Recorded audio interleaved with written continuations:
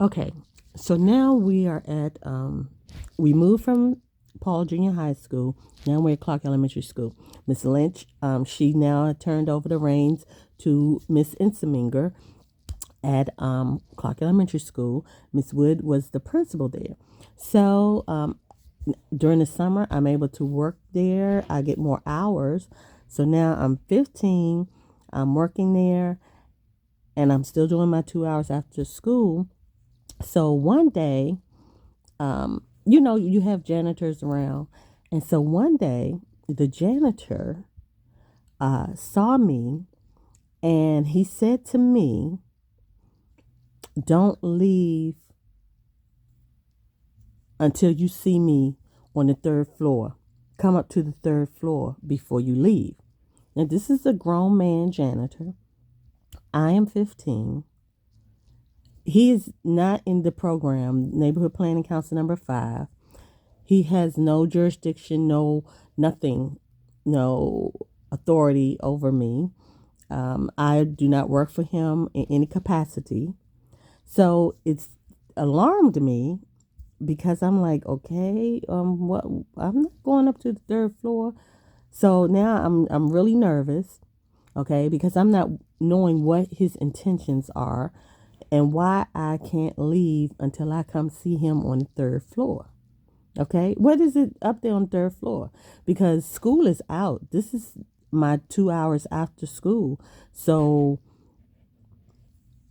there's nobody up there for me to see but him. So what is that about?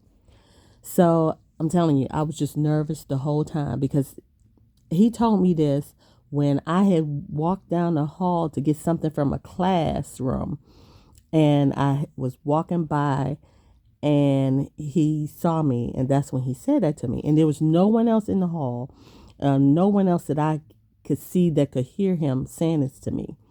So I'm like, okay, he's telling me to meet him on the third floor. Don't leave out until I see him on the third floor.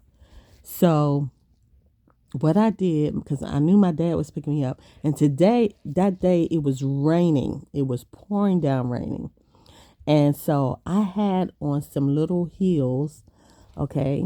And so it was time for my dad to pick me up.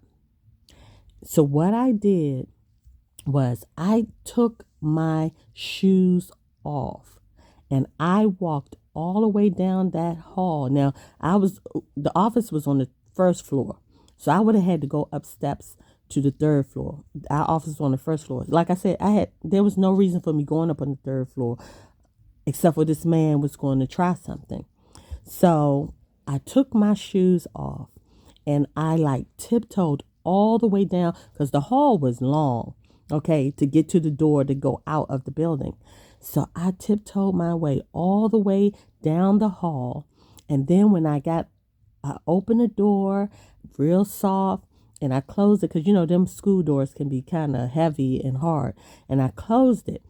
Then, there was a little overhead shelters. Then I put my shoes on. So my father is watching me, you know, wondering why am I coming out of a building and putting my shoes on once I get out the door. So I put my shoes on and I run into the car because, it's raining. So he didn't really say anything to me and I didn't say anything to him. So when I got home, um, I was telling my mom, she was in my room and I was telling her what the man had said. And my father overheard, okay, this is a military man. My father overheard and he said, "What? What happened? How come you didn't tell me right then?" So I told him, right? He said, "Okay, we're going to deal with this." And I was like, "Oh Lord, what does that mean?" Because, my father, he be ready to defend in a way that, ain't pleasant. So he said, "Just make sure you go to school like you usually do. Leave there, go to work, and I'm going to be there when you get there." So, like I told you all, my dad had retired. My parents had me. My mom was 41 and my dad was 48. I was their only child. And so my father retired when I was in the ninth grade. So he's home. My mom is too, but she's, both of them became entrepreneurs. My father was self-taught himself how to repair electronics, TVs, radios, things like that. And, that was his thing after he retired. And my mom babysat everybody, but she also baked goods and catered. But anyway, okay, back on track. So I told my dad, so I did. I went to school and I did my usual. I came in the building. I didn't see the guy. So I go into the little office in the back where, neighborhood planning council is. And Miss Inseminger is sitting there and she says, "Oh, I need you to come into Miss Wood's office." Miss Wood is the principal, okay? So I go into her office. There is my dad, a police officer, Miss Wood, and now here comes me and Miss Inseminger going into there. And I'm sitting there like, oh my God, my father done got the police. Oh my Lord. So my father told me to repeat what the guy told me. And they were like, oh my goodness. So the thing is that it's no telling what he could have been doing to those young girls. This is an elementary school, okay? So, go up to 6th grade and usually 12-year-olds. So he could have been doing something to these other girls or even telling them to meet him here and there. So anyway, the result of that was that he was removed from that school. So I don't know if he was like totally fired from DC Public Schools, but he was removed from that school. So, and I think about it and I'm like, at first I was like, oh my God, my dad done really, blew this up. But then I was thinking,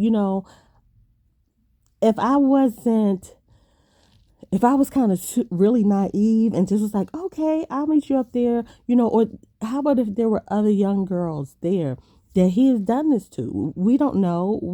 Because they might have been scared to tell someone, because I was nervous about even sharing it, but I shared it with my mom and my dad overheard.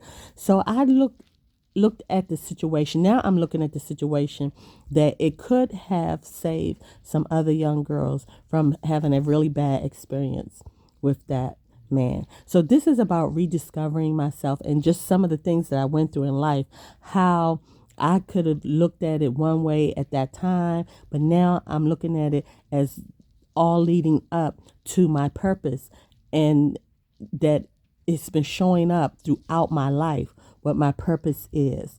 And so you should think about that too. Think about some of the things that you went through when you were younger and how now you can reflect on it and see that it all can be a part of your purpose for where you are now. Because I could see it as, that incident probably curtailed a lot of other incidents that could have happened to other young girls. Okay? So we'll continue this and we'll go to the next job. Okay?